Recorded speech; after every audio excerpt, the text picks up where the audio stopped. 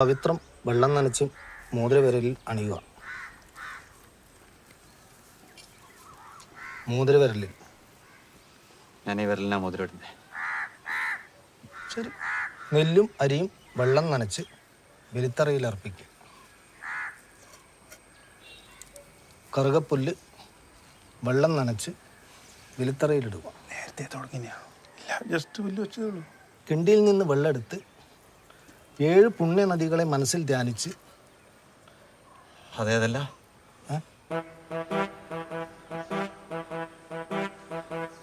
ഗംഗ, കാവേരി, നദി ബലിത്തറയിൽ അർപ്പിക്കുക. ചോറും തൈരും നന്നായി കുഴച്ച് 14 ഉരുളയാക്കിയിട്ട് അച്ഛനെ നല്ലോണം മനസ്സിൽ ധ്യാനിച്ച് 14 പ്രാവശ്യം ബലിത്തറയിലിടുക. അല്ല മാധവ, ഈ 14 പ്രാവശ്യം എങ്ങനെയാന്ന്? കുഞ്ഞപ്പം നല്ലോണം കഴിക്കലുണ്ടായിനി. 14 ഉള്ളിയൊന്നും ഓന് പോരാ. ഞാൻ മനസ്സിലാവഞ്ഞിട്ട് ചോദിച്ചാന്ന്. 14 16 അല്ലപ്പാ, അങ്ങനെയല്ലേ ഇപ്പൊ അതിന്റെ കണക്ക്. മരിച്ചിട്ട് 14 ആയി എന്നല്ലേ പറയുന്നത്. എന്ത് മരിക്കില്ല, നീ കണ്ടിനാ? എന്നാ നിങ്ങൾ പറ എത്രയാന്ന്. ആ, നീ ഞാൻ പറഞ്ഞിട്ട് വേണം ഞാൻ പറഞ്ഞു എന്ന് പറയാം. എന്തേലും ആട്ട്.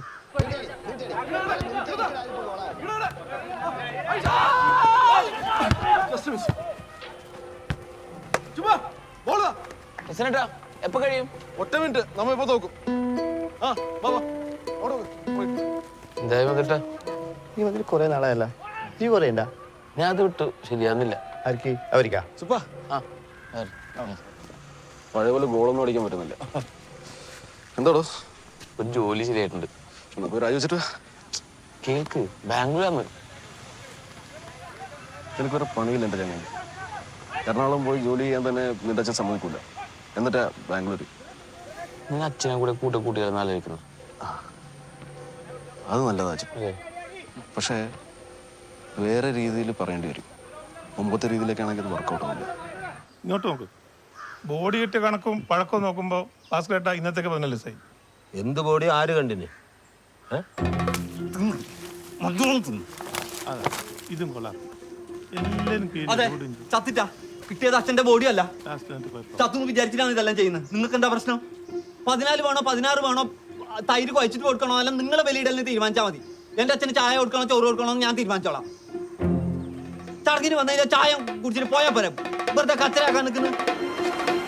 ഞാൻ പുറത്തുനിന്നൊന്നും കഴിക്കലില്ല. എന്നാ പിന്നെ പോയിക്കൂടെ? അച്ഛാ, സുബ്രഹ്മണ്യം പിടിച്ചിട്ട് കൊണ്ടുപോയി ആളാ. കടുപ്പം കാര്യം. ഓ, കടുപ്പം. എന്ത് കടുപ്പം? ആ നായു എൻ്റെ അച്ഛനെ കൊല്ലാൻ നടക്കുന്നുണ്ടായിരുന്നു. അതുകൊണ്ട് കുഞ്ഞപ്പൻ നാട് വിട്ടുപോയതാ. ഓൻ ചത്തിട്ടൊന്നുമില്ല. ഇപ്പൊ ഏതോ ശവം മാന്തി എടുത്തിട്ട് കുഞ്ഞപ്പനാന്ന് പറഞ്ഞ് ബലിയിടുക. ഓൻ ചെയ്യുന്നതാണ് കടുപ്പം. അതും കടുപ്പം തന്നെ.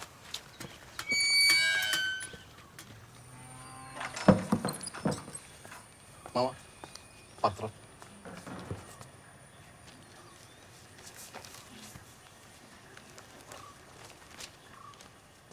മാമന് ഷുഗർ കൂടിയിട്ടുണ്ടോ? മെലിഞ്ഞിട്ടുണ്ടല്ലോ.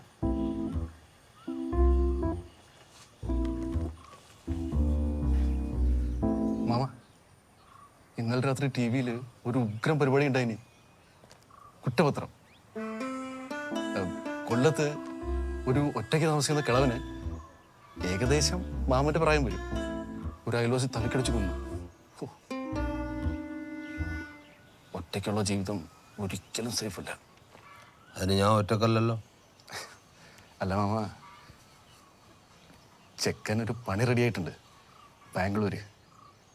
1 ലക്ഷം രൂപ ശമ്പളം. മാമനും അവിടെ പോയി നിൽക്കുക. ഈ വീട് വാടകയ്ക്ക് കൊടുക്കുക. ഒരു 10 രൂപ സുഖമായിട്ട് ഞാൻ വാങ്ങിച്ചു തരാം. ആടെയാകുമ്പം തലക്കടിയൊന്നും ഇല്ലല്ലേ, സേഫാണ്.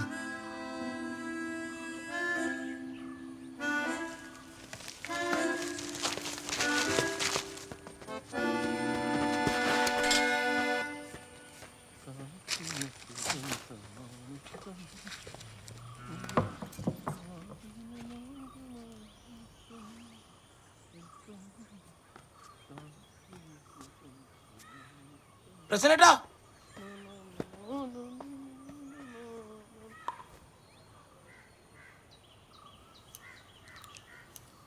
രാത്രിയത്തെ കിടത്തം സ്വന്തം വീട്ടിലാക്കാൻ പറ്റുന്ന പണിക്ക് പോയാൽ മതി. അതേടെ പോയാലും ശരി.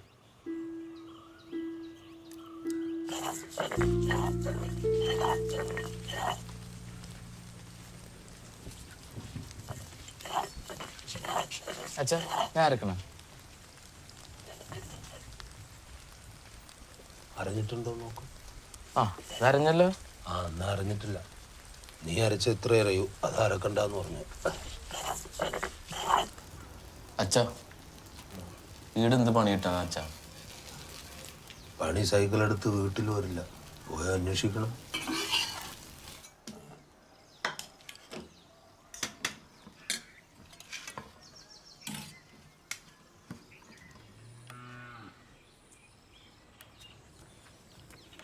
ആ നീ എവിടെ പോകുന്നു? ഇവിടെ വരെ ഗ്രൗണ്ട് വരെ. തോക്കൂന്ന് പേടിയില്ലെങ്കിൽ ഒരു കളി കളിച്ചോ. തോക്കുന്ന പേടിയുണ്ട്. ആ വാട കുറച്ച് സമയം. രാത്രി ഇരിക്കാം, പോയിട്ട് കുറച്ച് പണിയുണ്ട്. പണിയൊന്നും ഇങ്ങോട്ട് വരില്ലല്ലോ. നിങ്ങളൊന്നും പോകുന്നില്ലേ മധുട്ടാ?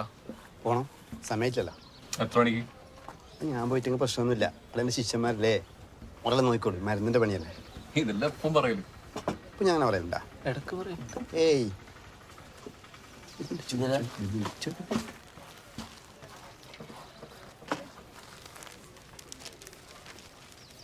നിന്റെ അച്ഛനെ കൊണ്ടുപോകുന്നുണ്ടോ ബാംഗ്ലൂരേക്ക്? ബസ്സിൽ കിട്ടിയ പണി ബാംഗ്ലൂർ? ആ കമ്പ്യൂട്ടർ എഞ്ചിനീയർ. അല്ല ഞാൻ ശരിക്കും പറഞ്ഞാടാ, ബാംഗ്ലൂർ നിറച്ച് എഞ്ചിനീയർമാരല്ലേ. ബസ്സിലാണ് കിടക്കേണ്ട പണി ബാംഗ്ലൂർ. വയസ്സന്മാരെ എത്ര എഞ്ചിനീയർമാരുണ്ട് നാട്ടിൽ. ഈ ഡോക്ടർമാരും എഞ്ചിനീയർമാരും വയസ്സായാലേ ഭയങ്കര ഡിമാൻഡാണ്. ശ്രദ്ധിച്ചിട്ടുണ്ട് അത്? എൻ്റെ പൊന്നു അതേട്ടാ, ഞാൻ എവിടെയും പോണില്ല. ചേട്ടാ ഒരു ചായ. എന്നെപ്പോലെ ചേട്ടാ നിങ്ങൾ വേഗം വീട്ടിലേക്ക് പോവോ? അർജന്റാ. എന്തിനാ? നിങ്ങളെ അച്ഛൻ വീണു.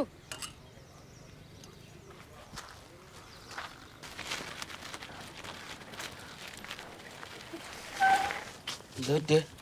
ആ അലക്കുന്നിടത്ത് വീണതാണ്. ഒന്ന് ഒറ്റക്ക് ജീവിക്കുന്ന മോനൊരു കല്യാണം കഴിപ്പിച്ച് കൊടുത്തൂടെ?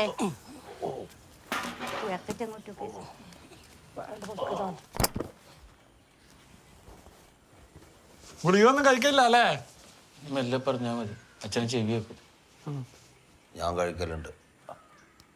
ഭാസ്കരേട്ടാ, ഇങ്ങനെ ഗുളികയൊന്നും കഴിക്കാണ്ട് നിന്നിട്ട് ഒരു കാര്യമില്ല കേട്ടാ. എന്തെങ്കിലും ആയിക്കഴിഞ്ഞാൽ നിങ്ങൾക്കും പ്രശ്നമാണ്, ബാക്കിയിലേക്കും പ്രശ്നമാണ്. നീ നിന്റെ പണിയെടുക്ക.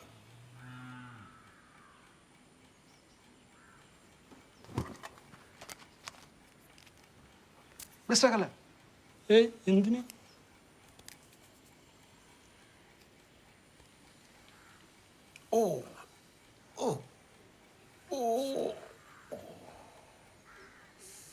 എനക്കിനിപ്പോൾ ഇത് കാര്യമായിട്ടൊന്നും ചെയ്യാനില്ല. വളരെ പഴകിയ അസുഖമല്ലേ, എപ്പോഴാണ് തട്ടിപ്പോകുന്നതെന്ന് പറയാൻ പറ്റില്ല. പിന്നെ കൃത്യസമയത്ത് മരുന്ന് കഴിക്കാന്നുള്ളത് മാത്രമേ ഉള്ളൂ. വീട്ടിലെ പണിയല്ല നീ വേറെ ആരും കൊണ്ട് ചെയ്യിക്കടാ. എത്ര നാളെന്ന് വെച്ചാൽ അയാൾ ചെയ്യില്ല, അയാൾക്ക് വയസ്സായില്ലേ. പിന്നെ നീയും സ്ഥിരമായിട്ട് എന്തെങ്കിലുമൊക്കെ ഒരു ജോലിക്ക് പോ. നീ ഇലക്ട്രോണിക്സ് അല്ലേ?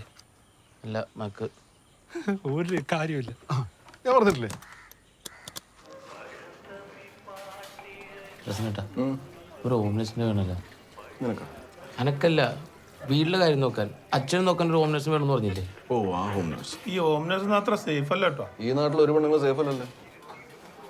നിങ്ങൾ എന്നെ നോക്കുന്നത് പുല്ലേട്ടൻ പറഞ്ഞ ഹോം നേഴ്സ് സേഫ് അല്ലാന്നാണ്. അവരതിന് കട്ടോണ്ടോ? ആടെ കക്കാനൊന്നുമില്ല, ആകെയുള്ള അച്ഛനാണ്. ആ പെരുമ്പേല് ഒരു ഏജൻസി ഉണ്ട്, അവിടെ നല്ല നോർമൽസ് കിട്ടും.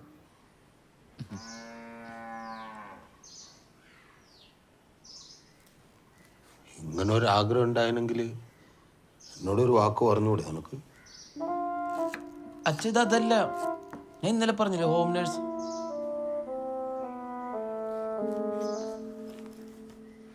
क्या बनाऊं साहब खाने में? എന്താ കഴിക്കാൻ വേണ്ടെന്ന്?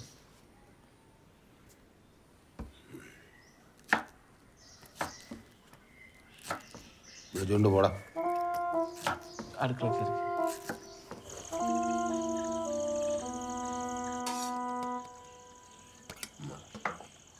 കൊള്ളാലോ, അച്ഛനുണ്ടാക്കുന്ന അതേപോലെ ഉണ്ട്. ഞാൻ എന്നെ ഉണ്ടാക്കിയത്. सर जी बड़े साहब कुछ काम नहीं करने देते मुझे, खाना भी पूरा उन्होंने ही बना दी. പൊതുവാളാണോ ഇവര്? എൻ്റെ ഭാസ്കര പൊതുവാളെ, എന്ത് നായർ എന്ത് പൊതുവാള്. ഹരിയാനയിലെ ഉന്നത കുലജാത ഒരു പെൺകിടാവാണത്. ഇവിടുത്തെ പൊതുവാളെ കാട്ടി മേലാണ് അവിടുത്തെ ഉന്നത കുലജാത അല്ലേ? എത്ര മാസമായിട്ടറിയാം? ഇന്ന് ഏജൻസി പോയപ്പോൾ. നീ അത്രക്കാരനല്ലാന്നറിയാം. എന്ത്? ഗർഭിണിയാണ്. ഛർദിയോട് ഛർദി. കൺഗ്രാജുലേഷൻസ്. അല്ല ഇപ്പം എന്ത് ചെയ്യും? यहाँ पर कुछ काम नहीं है तो फिर मैं चली जाती हूँ, ठीक है? ठीक है अല്ല VK ഭാസ്കര പൊതുവാൾ.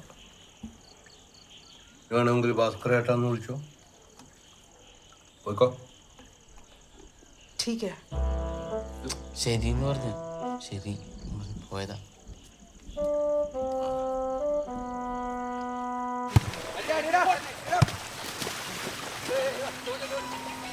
കുറേ നമ്മളുണ്ടല്ലോ, വൈറസ് ആയിരിക്കും, പൈസ പോവേ.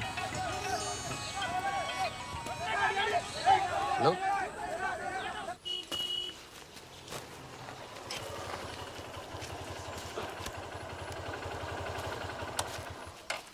നിന്നോട് ഈ സാധനത്തിന്മേ കയറാൻ പാടില്ല എന്ന് പറഞ്ഞിട്ടില്ലേ?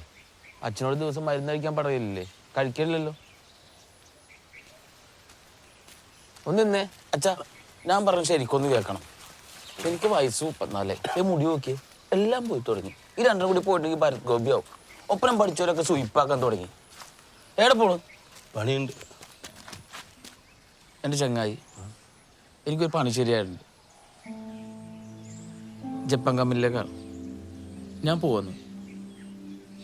അപ്പൊ ഞാനും അച്ഛൻ്റെ പോര്. ഞാനൊന്നുമില്ല ജപ്പാനിലേക്ക്. കണ്ണും ചെറുതായിട്ട് പൊക്കവും കുറഞ്ഞ് എന്നെ പോലെ തന്നെ. കണ്ട എല്ലെണ്ണം ഒരേപോലെ ഇരിക്കും, ഒരുമാതിരി ചൈനക്കാരെ പോലെ. അച്ഛാ, ജപ്പാൻ കമ്പനിയാണെന്നുള്ളൂ, റഷ്യയിലാണ് ഓഫീസൊക്കെ. അതന്നെ ഒരു തട്ടിപ്പല്ലേ? ജപ്പാനിലെ സ്ഥലമില്ലാഞ്ഞിട്ടാണോ റഷ്യയിൽ പോയി കമ്പനി തുടങ്ങിയത്? പ്രാടാന്ന്. നീ കഞ്ഞിയും കുടിച്ചിട്ട് ഈടെങ്ങാനും വല്ല പണി കിട്ടൂ. അച്ഛനെ എഞ്ചിനീയർ ആക്കിയത് ഈ പയ്യനൊരു പണിക്കോനാണോ? പിന്നെ റഷ്യ വിടാനാ? 4 വർഷത്തെ കാര്യമുള്ളൂ. കുറെ മലയാളികളുണ്ട് അവിടെ, ചങ്ങായിമാരുണ്ട് അവിടെ, ഇടയ്ക്ക് വരാനും പറ്റും. അപ്പൊ ഞാൻ ചത്താ നീ വരുന്നവരെ നൈസിൽ ഇട്ടു വെക്കും. എനക്കൊന്നും പറ്റൂല തണുത്ത് കുറച്ച് ചാവാൻ. അച്ഛൻ പറഞ്ഞ തമാശ കളിക്കരുതാ. ഇനി ഈ പണിക്കൂടി ഞാൻ പോയില്ലെങ്കിൽ മൂത്ത് ധരിച്ച ഒരു മാനസിക രോഗിയായിട്ട് ഈ ഉത്തരത്തിനെ കെട്ടി തൂങ്ങും. അച്ഛൻ എന്തൊക്കെ പറഞ്ഞാലും ശരി, ഒരു അടിപൊളി ഓംനേഷൻ ഇവിടെ വെച്ചിട്ട് ഈ പണിക്ക് ഞാൻ പോവച്ചാ.